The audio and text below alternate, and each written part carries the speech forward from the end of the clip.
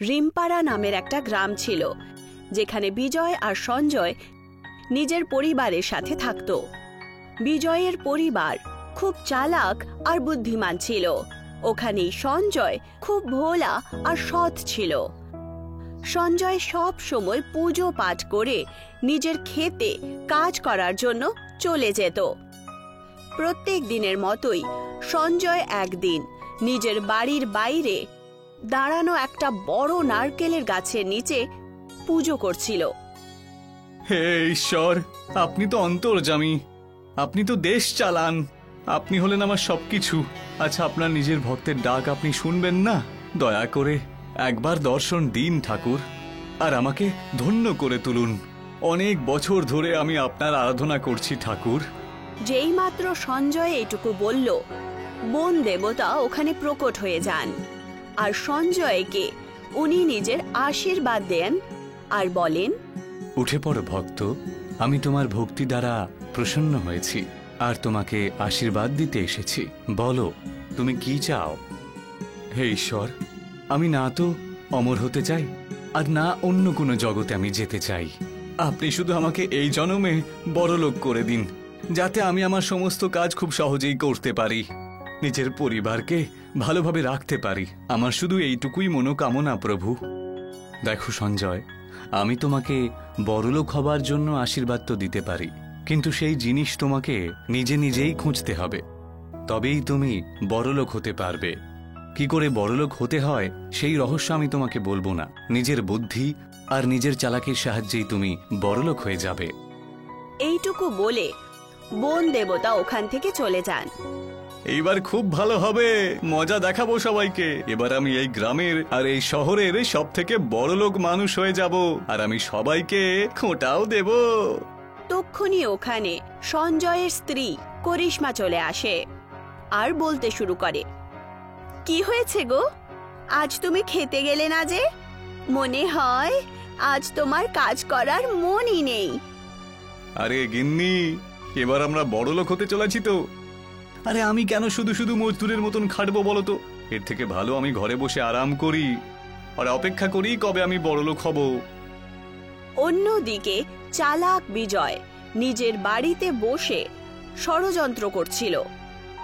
আমার কাছে একটা দুর্দান্ত আইডিয়া রয়েছে, বুঝলে? আমাদেরকে সঞ্জয়ের মাঠের আল বারবার কেটে কেটে ছোট করে দিতে হবে। তাহলে কি হবে, ওর মাঠটা ছোট হয়ে যাবে আর আমাদের জমিটা বড় হয়ে যাবে, তাই না? আর আমরা পয়সাও বেশি রোজগার করব ওর থেকে। হ্যাঁ, তুমি একদম ঠিক বলেছ, আমরা এরকমটাই করব। সকাল 5টার সময় গিয়ে আমি ওনার ক্ষেতের বেড়াটা কেটে দেব আর ওগুলো ছোট্ট করে দেব। সঞ্জয় একদম জানত না যে বন দেবতা সমস্ত শক্তি সেই নারকেলের গাছে দিয়ে দিয়েছেন। সঞ্জয় নিজের অলসতার কারণে ওই গাছের দিকে দেখেও না। পুরো মাস হয়ে গেল তোমাকে আরাম করতে করতে, কমপক্ষে এই নারকেল গাছটা থেকে নারকেল বিক্রি করে আসো। আরে তুমি থামো তো, এই নারকেল দিয়ে আমাদের কি এমন লাভ হবে বলো তো? এটা তো এমনি। কত কম দিনে নারকেল একেবারে পেকে উঠেছে, ওগুলো বিক্রি করে এসো। আরে আমি তোমাকে বললাম তো, বনদেবতার কৃপা রয়েছে আমার মাথার উপরে, খুব শিগগির আমি বড়লোক হয়ে যাব। তাহলে শুধু শুধু আমি এই সব কাজ কেন করব? সঞ্জয় ওই নারকেলের গাছের দিকে তাকাতও না। একদিন রাত্রিবেলা বিজয় নিজের উঠোনে শুয়েছিল। তক্ষুনি সেই উঠোনের গাছ থেকে একটা নারকেল বিজয়ের মাথায় পড়ে যায়। আরে আমার মাথার উপরে এটা আবার কি পড়লো? আচ্ছা, নারকেল দেখছি। বাহ বাবা, কথাটা দেখছি ঠিকই। ঠাকুর যখন দেন দু হাত ভরিয়ে দেন একেবারে। বাহ!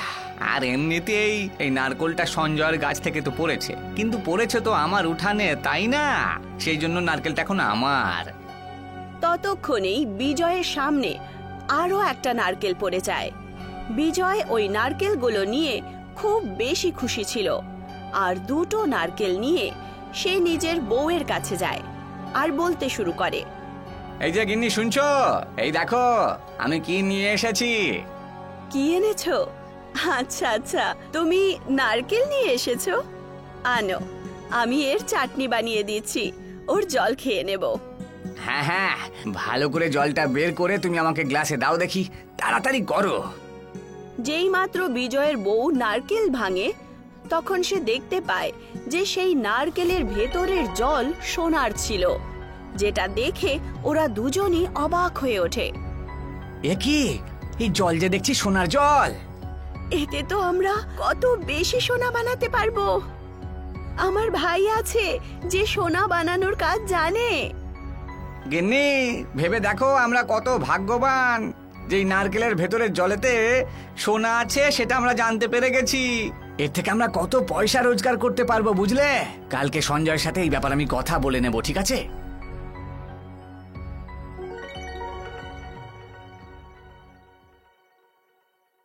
দ্বিতীয় দিন যেই মাত্র সঞ্জয় ঘুম থেকে ওঠে, বিজয় তাকে গিয়ে বলে, এই যে সঞ্জয় ভাই, তা কেমন আছো? তোমার সাথে একটু দরকারি কথা ছিল। হ্যাঁ ভাই, বলো কি হয়েছে বলো। আমি তো এখানেই আছি। আচ্ছা দাঁড়াও, আমি একটু গিন্নিকে ডেকে নিয়ে আসি। আমি এখানেই আছি, বলো না গো। সারাদিন তো তুমি বাড়িতেই বসে থাকো, সে তো ভালো কথা, কিন্তু আমি চাই যে তুমি তোমার এই নারকেল গাছ থেকে নারকেলগুলো আমাকে পাড়তে দাও, বুঝলে? আমি গাছে চড়ে নারকেলগুলোকে পেড়ে নেব আর ওইগুলোকে বাজারে বিক্রি করে দেব, আর তুমি আমার কাছ থেকে তার কিছু পয়সা নিয়ে নিও। হ্যাঁ, একদম ঠিক বললেন বিজয় দাদা, একদম ঠিক কথা। আমি তো এটাই ভাবি যে কমপক্ষে এই নারকেলগুলো বিক্রি হয় আর কিছু টাকা তো বাড়িতে আসুক।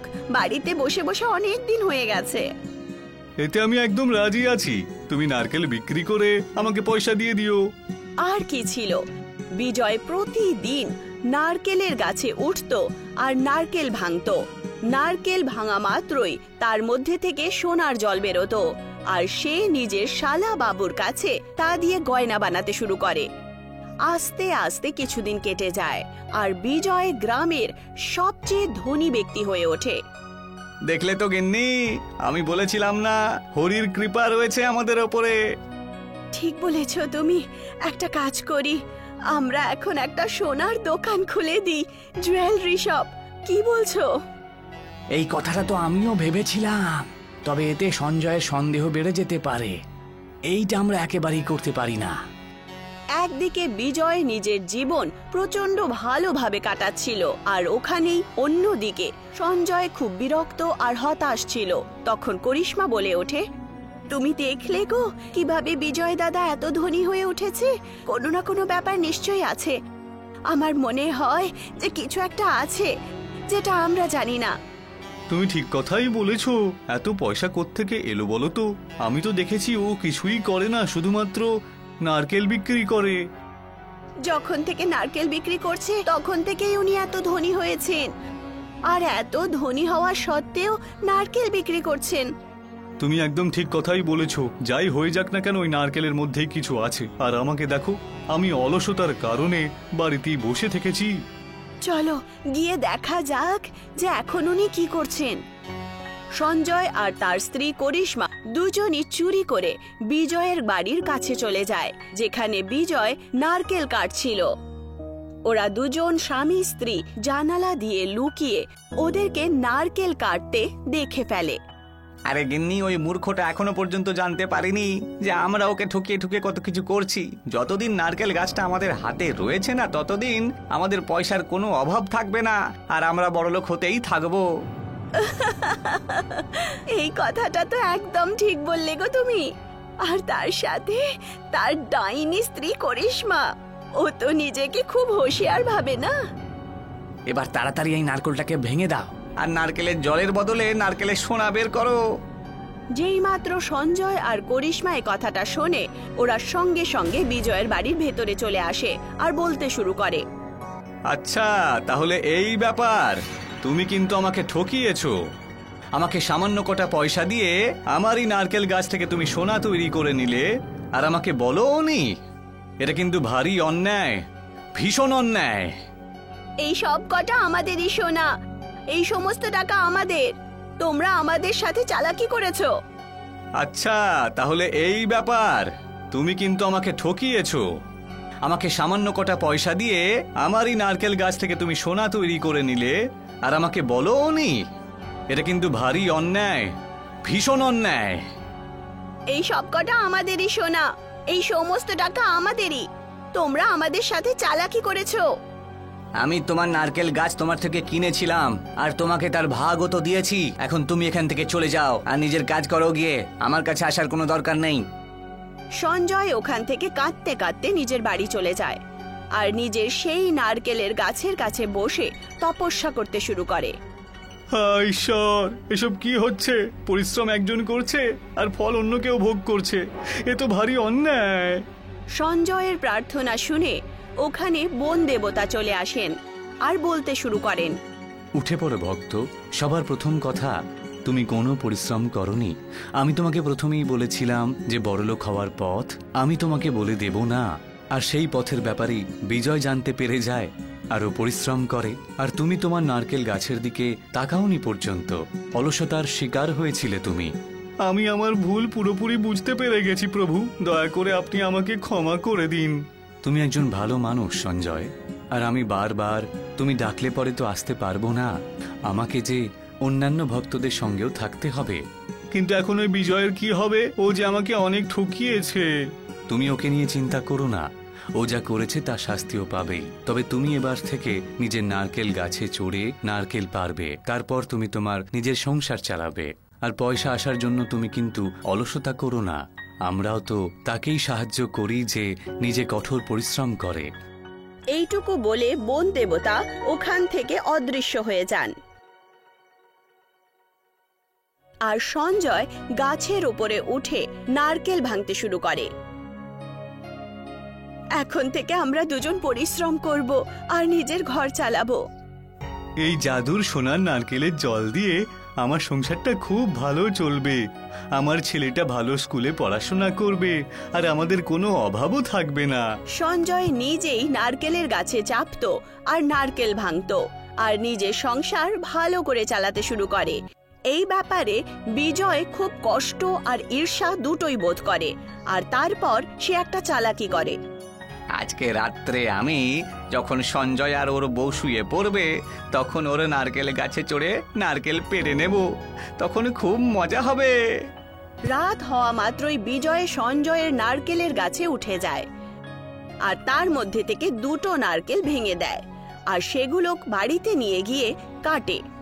যেই মাত্র বিজয় নারকেল কাটে, ওই নারকেলের মধ্যে থেকে কাঁকড়া বেরিয়ে আসে। আরে পালাও! আরে এসব কি হচ্ছে? আরে এই যে দেখছি বিছে, বাঁচাও! আরে গিন্নি, পালিয়ে চলো এখান থেকে।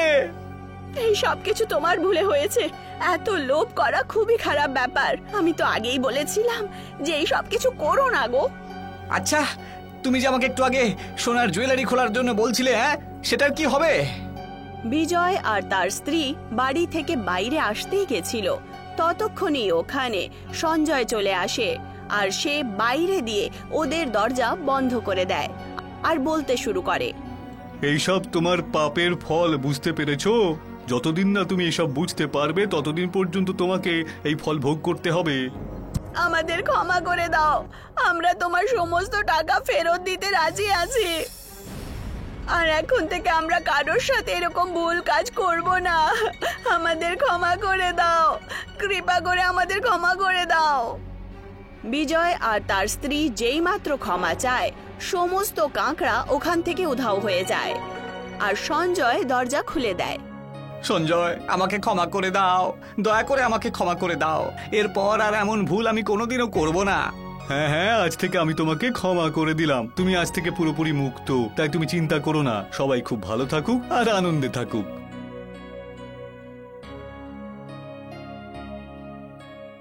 এইভাবেই সঞ্জয় আর বিজয় নিজের নিজের কানে আবার ব্যস্ত হয়ে ওঠে আর নিজের সংসার চালাতে শুরু করে। সঞ্জয় নিজের করিশ্মার সাথে খুব খুশি ছিল আর যখনই বেশি টাকা হয়ে যেত, সঞ্জয় ওগুলো নিজের গ্রামে বিতরণ করে দিত আর নিজের জীবন হাসি খুশি আর বিনা চিন্তায় কাটাতে শুরু করে।